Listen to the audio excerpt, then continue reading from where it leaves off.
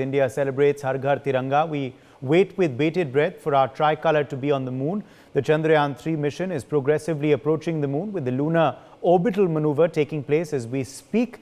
As Chandrayaan 3 inches closer to the moon, it is pertinent to note that the procedures leading up to the soft landing are intricate and carefully planned. The spacecraft is all set to land near the moon's little explored south polar region, an area believed to hold potential for new findings. Chandrayaan 3's mission is not just a demonstration of India's growing technical capability in space exploration, but also aims to make significant scientific discoveries too. Joining us at this point on the broadcast is Group Captain V.N. Jha, Senior Scientist and former Joint Director DRDO. Let me quickly bring you in here, Group Captain Jha, on this orbital maneuver. It's all set to take place today as we build up to the landing on the moon. Thank you very much, Uday, and wishing the entire nation a successful maneuver of the Chandrayaan today. It is scheduled sometime now. I was just trying to track ISRO website. They have not yet displayed any information about it. Right now, Chandrayaan is orbiting moon in the polar axis at about 170 kilometers of the perihelion and about 1400 plus kilometers of the apollyon. Now this has to be brought to about 100 into 100 kilometers of the orbit and absolutely polar in the orientation. So this is the maneuver which is required to be done. Usually what scientists would like to prefer to do is that reduce the apogee, apollyon, by about 1/3 to 1/4 at a time. Not more than that, because then the risk increases of the obliquity of the entire process. And also there is too much of burn, retro burn of the rocket, of the fuel that is required to be done. So this is the usual procedure what happens. Today we expect that from the 1400 or plus, it will come down to about say 300 or 400 odd kilometers of the apogee, and the perigee will either have to be reduced separately, or there is also a concomitant reduction of the perihelion or the perigee which will happen, but that will happen only marginally. It may come down from the 170 to about say 140 or 150 kilometers or so. So this is the maneuver which is required to be done, and it is a very, very intricate maneuver. I must inform your viewers that ISRO has divided the entire process of sending the Chandrayaan 3 from the Earth to the moon to the landing to 10 phases. And right now we are at phase 4, which is the moon-bound maneuvers that has to be done till the time it comes to 100 kilometers orbit. So this is what is required to be done. And thereafter also there are many procedures. At 100 kilometers into 100 kilometers, when it stabilizes, when the fine-tuning of the orbit is done to exactly polar orientation of about 90-degree inclination, it will remain there in for some time. Till the time the moonrise happens at the is scheduled at the South Pole that we are trying to land it there. Just before that, the two, that is the propulsion module and the Chandrayaan 3 lander, this will two separate out, and in that separated condition, it will continue revolving around the moon in the orbit, and then at that time, the Chandrayaan 3 module, that payload module, what is there separated out from the propulsion, it will conduct some of the experiments. Its motors will have to fire and experiment, test that yes, it is functioning properly. Secondly, there is a IDSN established, that is the Indian Deep Space Network. It will send a signal, that separated out payload of Chandrayaan 3, it will send a signal, so that signal goes to the Deep Space Network and then comes back to the Earth. The motor will be fired so that it can subsequently maneuver entire thing. The control is there. So many things are required to be done even after separating out, it will not straightway go into the landing. And then after all these are established, then on the day when the moonrise happens, on that day or the second day, maybe 22nd or 23rd or 24th of the August, then the landing procedure will start, in which first the entire module will be brought down, further brought down to about 30 to 40 kilometers. And then from there, it will slowly come down and onto the trajectory, that is the landing there. Remember, there is no atmosphere on the moon, so they cannot be gliding. It has to be the resultant force that all the engines will have to maneuver and track it, and the entire process of tracking will continue happening there. We may also be able to see some pictures of the moon in case if the IDSN connection is given through the camera of the lander. So all these are scheduled subsequently. Soft landing, we hope and pray, and we are pretty confident. ISRO also should be pretty confident that it will happen this time, because many changes have happened from the Chandrayaan-2 models of the lander. So we wish all the best to ISRO that all these things happen, and we are looking forward to it with a bit of bated breath. But in the science and technology, especially when you are far away from here. And also remember, in that phase, when the landing, Chandrayaan-3 goes for the landing, it will not be within the control of ISRO. It will be the automated control within the lunar module itself. So all these things will happen, and we wish ISRO, Chandrayaan-3, all the best for all this, that it happens. And it will be extremely good news, not only for India, the entire world. Uday. Indeed, it certainly will. Dr. Srimati Kesan, CEO of Space Kids, also joins us at this point. Dr. Kesan, how crucial will this orbital maneuver be, which is scheduled for today? Oh, it's an extremely, I thought like probably because it was set to happen between 11:30 and 12:50. So all eyes popped up. We were like, looking into the ISRO's website that, we will have some information from them, and the Twitter also. But I think they are taking it a little late, so that probably they'll come out with the information, pretty much any time now, from now on. And this is very, very important because, on August 9th, it was 174 kilometers into 1763. So the apogee and perigee. So the deboost is happening, and this deboost is very, very important and crucial, so that it slows down. The spacecraft slows down, and it gets into the orbit of the moon slowly as possible. And much looked forward on the 23rd, because already now all eyes are popping up on the Lunar 25 also, Uday. So we've got a good stiff competition, I should say, now on the same platform, because they are also looking at the South Pole and we are also looking at the South Pole, and both of us almost landing on the 23rd. So this is going to be a really crucial one. Wish and pray that as per everything, because of course we have set all the parameters on the failure analysis model, so which is like anything fails also, we are going to be soft landing on the moon, and our Vikram and Pragyan are going to really perform well. And this is very, very important, not only for the entire country, but it's for the science community across the globe.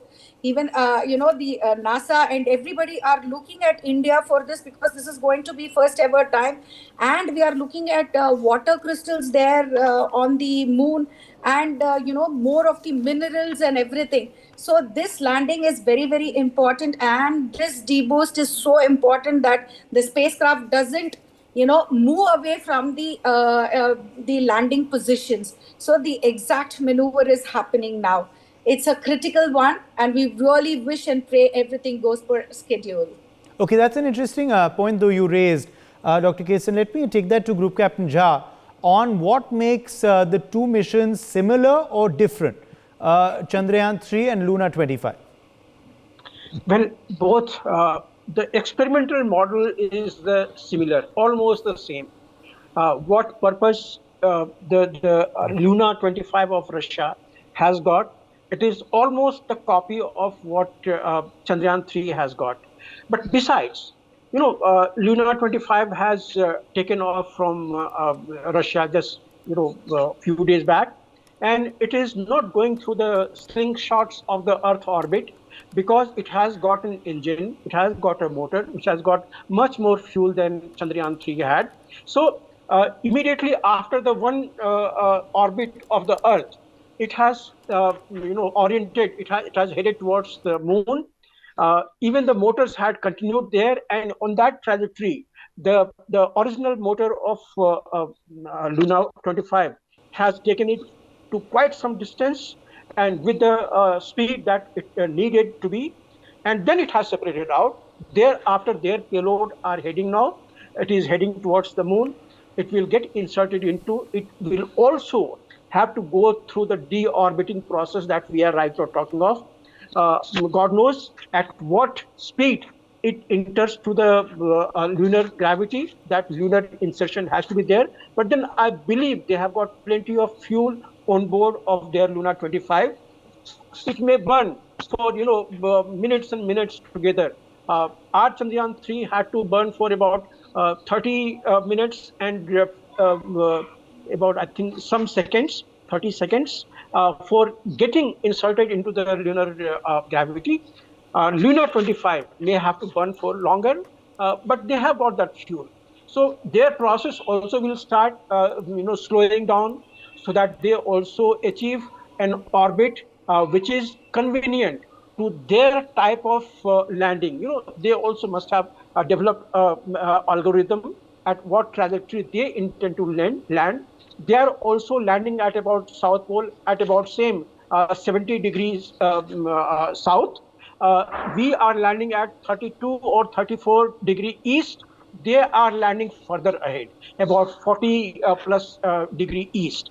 So there is a separation about 150 200 kilometers between the two. So it's almost the same. Experimental module is almost exactly the same. What Chandrayaan 3 is scheduled to be doing it, same Luna 25 is also doing. They are also interested whether there is a water onto the South Pole or not. So they also will be testing the lunar soil. What we call it as there's a different term given to it. They don't call it soil. So all these processes are almost the same. Both are heading towards the same. Both will have to wait for the sunrise to start on the South Pole, and then only they will be landing, into my knowledge, and it will all happen between 21st and 23rd. Uday.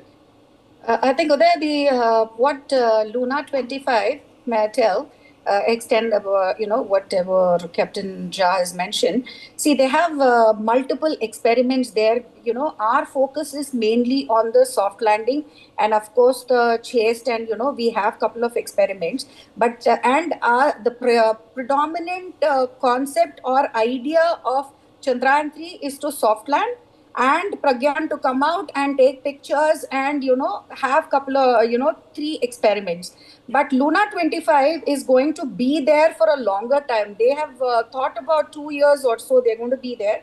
They are going to go dig deep into the the crust of the moon, and they have sent experiments, instruments which are going to be digging the soil, lunar soil, deeper, and they're going to be seeing how further it can go and whether there are waters and what is the origination of water. So they have multiple experiments that they have planned, and they have planned for a longer period also. Plus the fact getting into the lunar orbit also, they have not used the slingshot method. They have gone directly. That is, in 13 days approximately, they expect the landing to happen from the launch.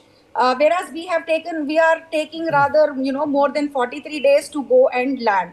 So always India means economies, and more so in the space missions, we always target economical, way of reaching a particular target. So there is a huge difference between both, the Luna 25 as well as the Chandrayaan 3 mission. But of course, yes, the landing site and everything is almost closer to each other, and the landing date is similar. So that is where we have to look into what is going to happen and how the world foresees this. Okay, let me also bring in at this point Professor Narendra Bhandari, former ISRO scientist. Professor Bhandari, an important day today for the Chandrayaan 3 mission with another orbital maneuver scheduled for any time now? Yes.